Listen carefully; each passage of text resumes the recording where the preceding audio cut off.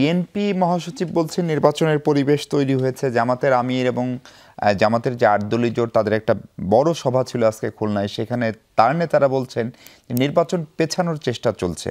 নানান বাস্তবতা একটু আগে বিএনপির স্থায়ী কমিটির সদস্য সালাউদ্দিন সাহেব গণমাধ্যমকে জানিয়েছেন তারেক রহমান শিগগিরই দেশে ফিরবেন। তার মানে হয়তোবা তার দেশে ফেরা না ফেরা নিয়ে যে আলোচনা সেটির হয়তো এক ধরনের সমাপ্তি ঘটল।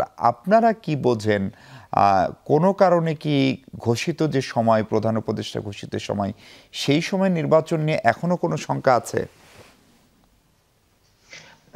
ফেব্রুয়ারির যে প্রধান উপদেষ্টা যে ঘোষিত সময় বলেছে যে ফেব্রুয়ারি ফার্স্ট বা সেকেন্ড উইকের প্রথমার্ধে, ফেব্রুয়ারি প্রথমার্ধে নির্বাচন হয়ে যাবে, সেই বিষয়ে ওনার 100% কমিটমেন্ট আছে। এটা হচ্ছে আমার মানে আজকেই বিকালবেলা আমাদের বাংলাদেশ হাই কমিশন দিল্লিতে, আপনি জানেন যে একটা পোস্টাল ব্যালটের জি। চালু হয়ে প্রথমবারের মতো চালু হয়েছে। সেটার জন্য আমাদের হাই কমিশনের সবাইকে এখানে তাদেরকে রেজিস্ট্রেশন করতে বলা হয়েছে।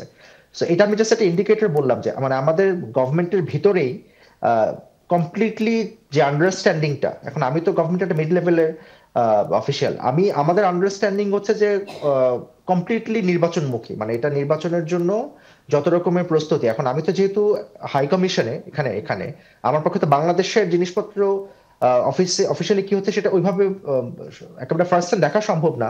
বা যেটা সার্ভিসের মধ্যে যেটা বুঝি বা আলোচনা যেটা বা অন্যান্যরা যেটা বলে যে কমপ্লিটলি নির্বাচনমুখী, মানে গভর্নমেন্টের ফেব্রুয়ারি প্রথমার্ধে যেটা আগে বলা হয়েছিল সেটাতে নির্বাচন করার ব্যাপারে 100% সদিচ্ছা আছে এবং সেই অনুযায়ী সব ধরনের প্রিপারেশন নিচ্ছে।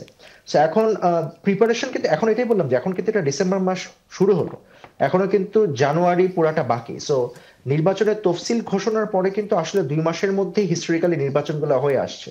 এক দুইটা নির্বাচন মধ্যে একটু বেশি সময় হয়েছিল আমার স্মৃতিতে ভুল না হয়ে থাকলে।